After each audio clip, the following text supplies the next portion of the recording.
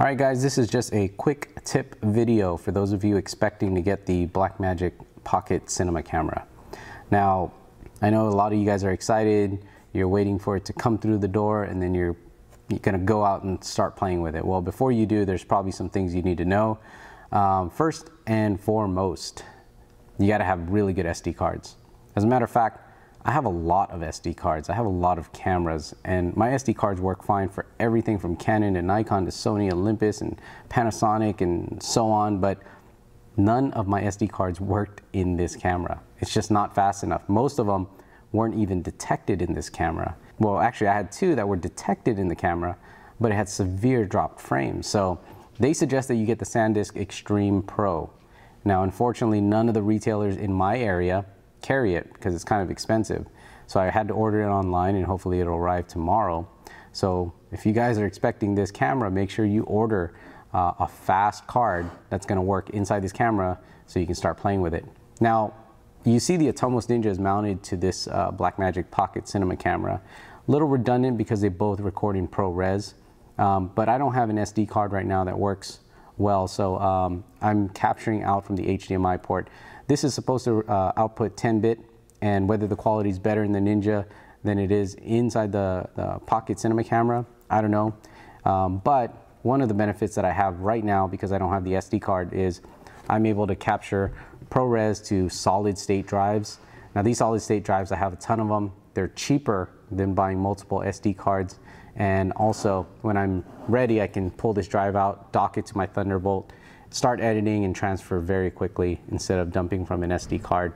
So I can record hours and hours upon footage by using the Ninja 2 right now. I'm not going to do it this weekend. My card should come in and I want the samples right from the camera. But if you guys have this, it's a good kind of solution or workaround right now. Another thing to note is if you guys plan to use an external LCD or EVF, you got to get a micro HDMI cable. So it's a little D type connector, not the common mini HDMI. Luckily, I had one of these cables with my RX 100 Mark II, so I had this around. But if you guys are planning to use it with an EVF right away, or even your small HD monitors, make sure you have a micro HDMI cable.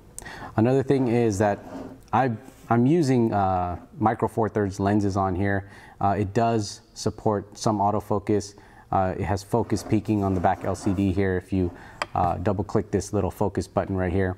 But anyways, the lenses, even by using just micro Four Thirds lenses like the 12 to 35 or 35 to 100, if you put a QR plate directly under this camera and you're using micro Four Thirds lenses like the 12 to 35, it can actually hit the QR plate.